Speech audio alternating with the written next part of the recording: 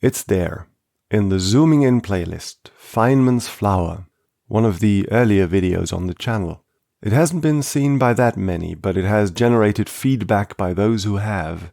Mostly feedback which warranted direct messages on different social media, in fact. Turns out I'm a little too normal for some people.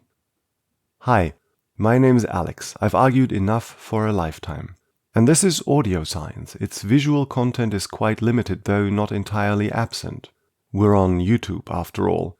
Still, put your headphones on, sit back, relax, and enjoy your commute or whatever you're really doing right now. In addition, please subscribe and share. Doing so will help me a lot. Thanks. On to Feynman's Flower, the extended version.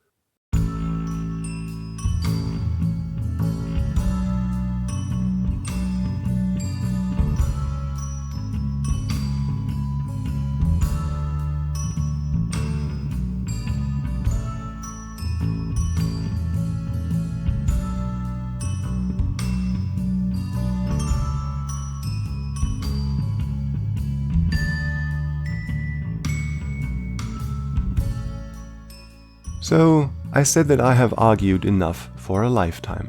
That's about as true as it gets.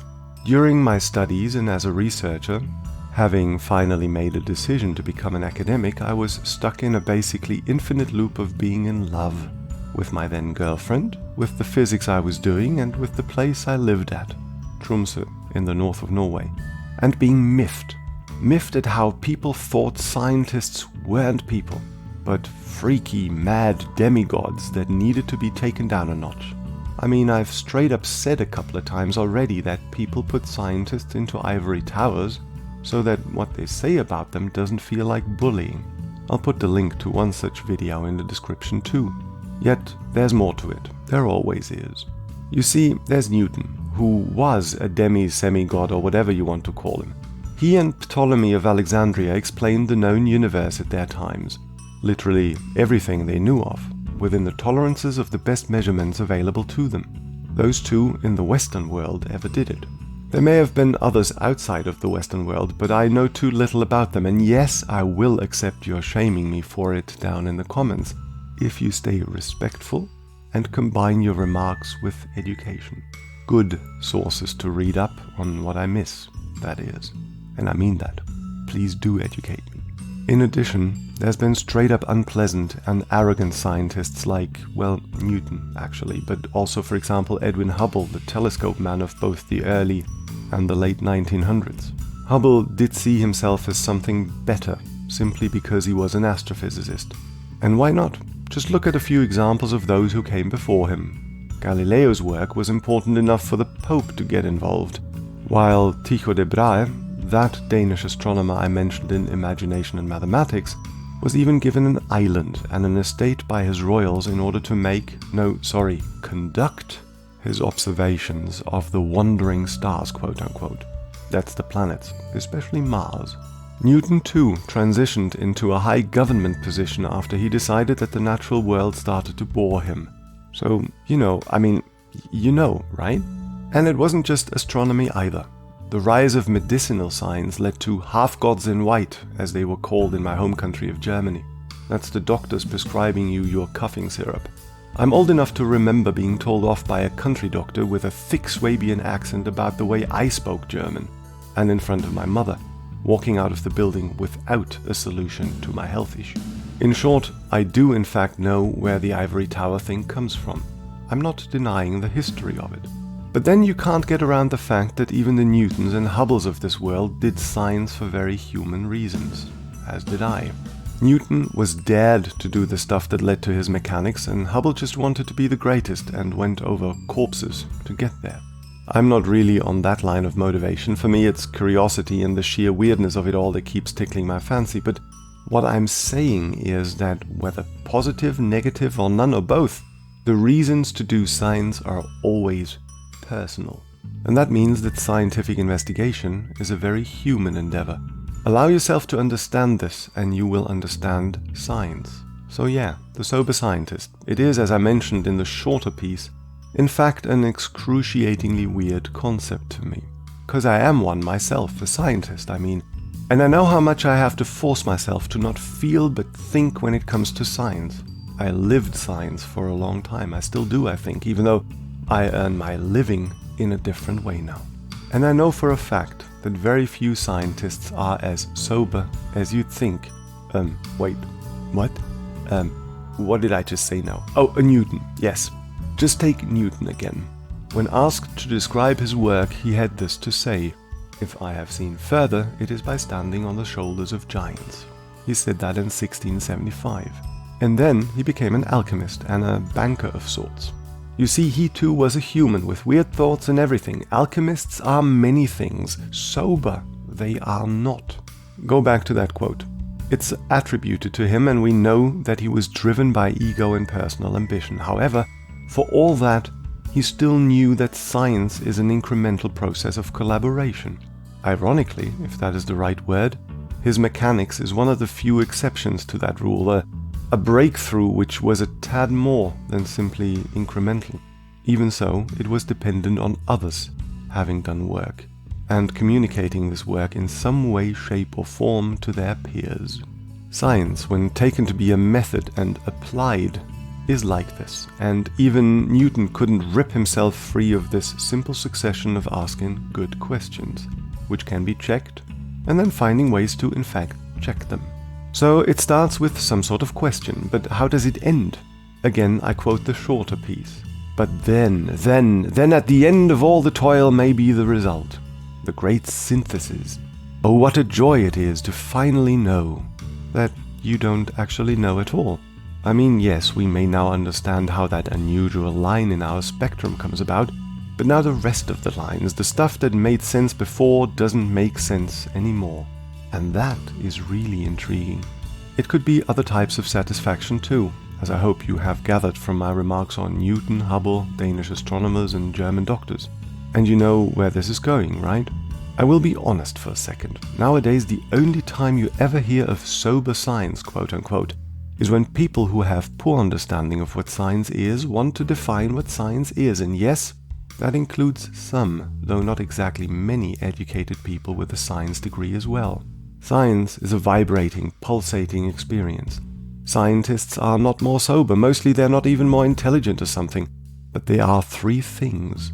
They are interested. They are human, and most of them know rather explicitly about human shortcomings in order to work around and with these shortcomings.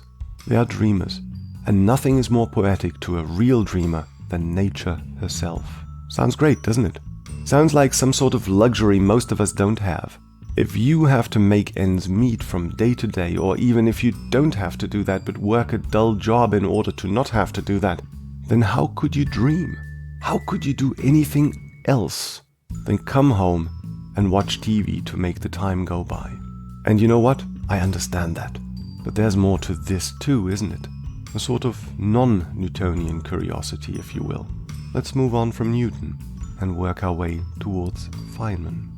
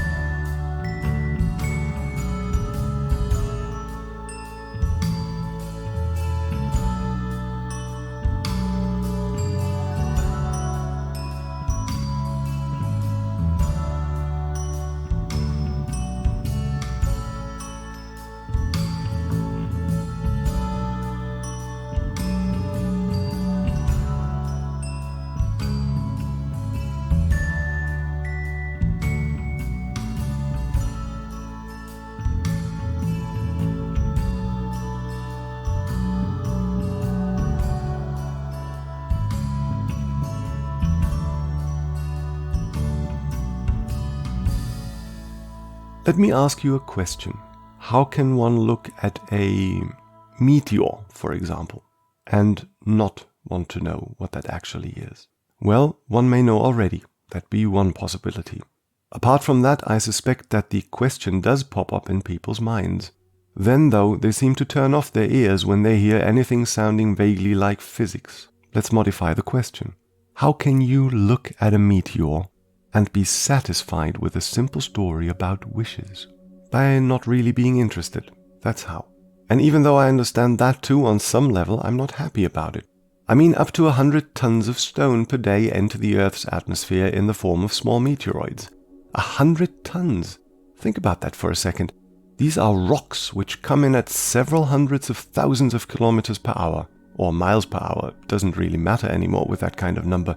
They come in and turn into gas more or less at once. Stone gas. That's what I just said. Up to 100 tons of it. And that's just the trivia about these things.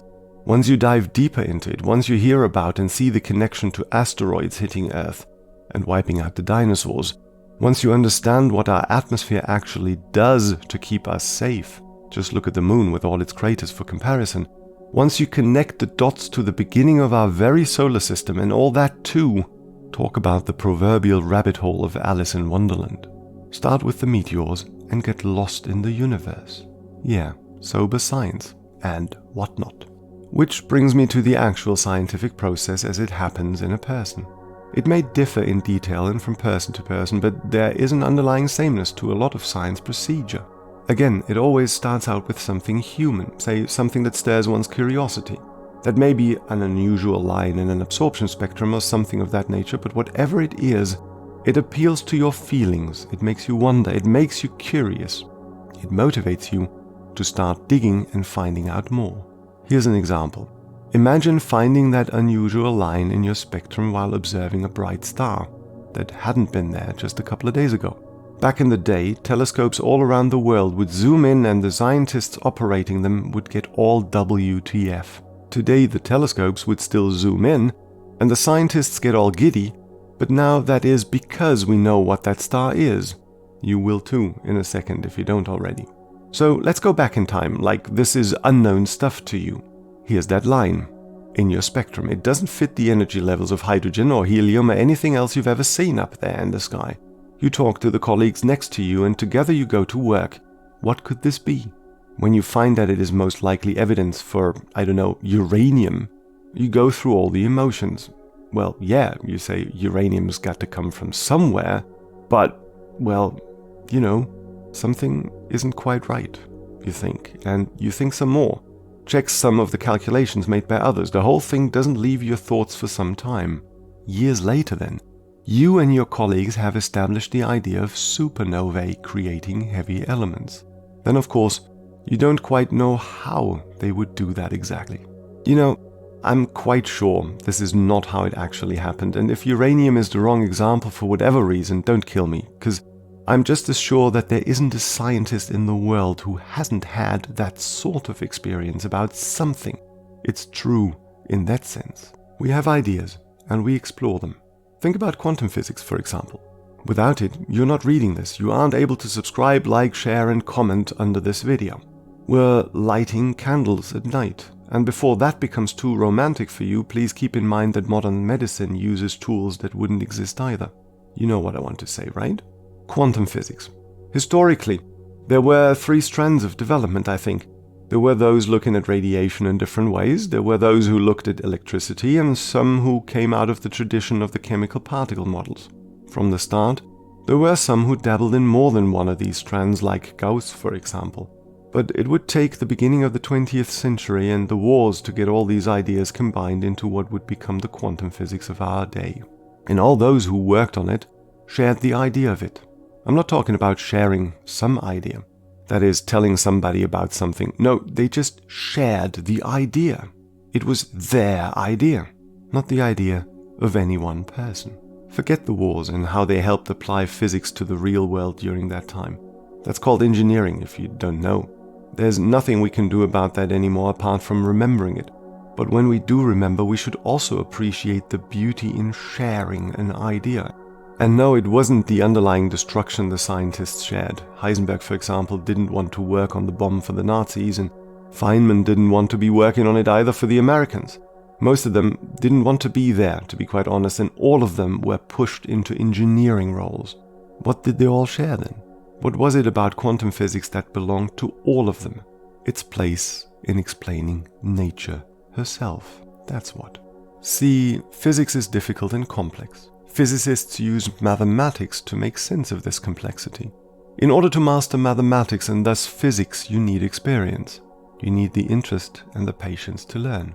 Intelligence doesn't come into, as it were, the equation at all.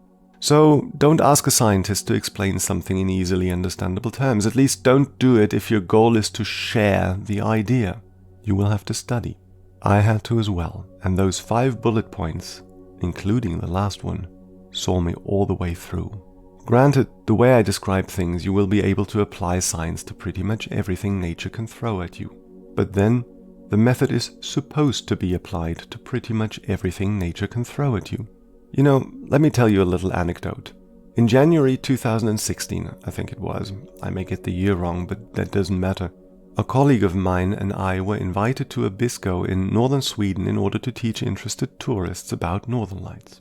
Aurora, if you don't know, is about the sun, the Earth's atmosphere, and magnetic fields. Loads of magnetic fields. Nothing happens without magnetic fields, so we had to make magnetic fields fun for people who had paid money to hear inspiring stories about one of the most wondrous phenomena on Earth. We made them take up their mobile phones, install apps that would use the in-phone magnetometers, and look for electric cables underground in the area, which we then claimed to be models for aurora currents in the atmosphere. And yes, that's exactly what we did. The tourists seemed to like it, and that may surprise you until you understand that the sun, the Earth's atmosphere, and magnetic field are all about life on Earth as well. Take away one of them, and we don't exist. When you see aurora, you see life. There's poetry in that. A kind of poetry you may call Feynman's flower. Alright, full stop. First, it's all about how science is human. Then it's about sharing an idea. All of a sudden, we become all soapy and poetic. And I name-drop dead people all over the place. What's going on? Think about it for yourselves for a second while I tell you about Richard Feynman.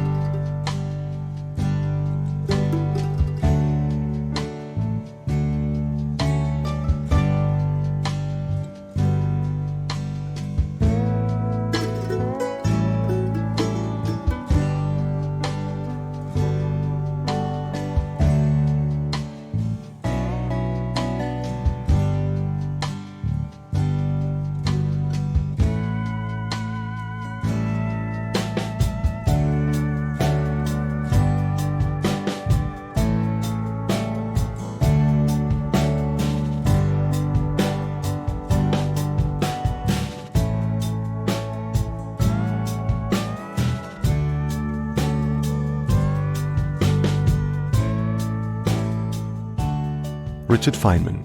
It's not impossible that you've heard about him. Who was Richard Feynman? They wrote books about him, to be sure, but here's what you really need to know. Feynman was a Nobel Prize winner for developing the to-date most intricate mathematical descriptions of natural phenomena. He, together with those working with him, of course, decided the thing should be called QED. Then he went ahead and represented the most complex and applicable system of physics that humans have ever devised with stick figures. Because of course, they're called Feynman diagrams. Somebody like that must have had opinions, no? He thought the whole ordeal of the Nobel Prize, for example, was nonsense, so yes, he did have opinions, and I'll leave you with something else he said. I have a friend who's an artist and has sometimes taken a view which I don't agree with very well.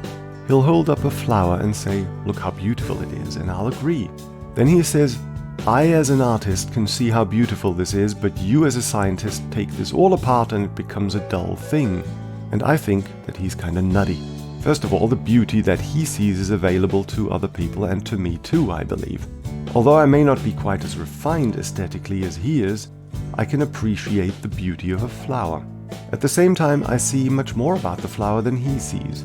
I could imagine the cells in there, the complicated actions inside, which also have a beauty.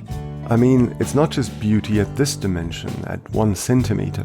There's also beauty at smaller dimensions, the inner structure, also the processes. The fact that the colors in the flower evolved in order to attract insects to pollinate is interesting.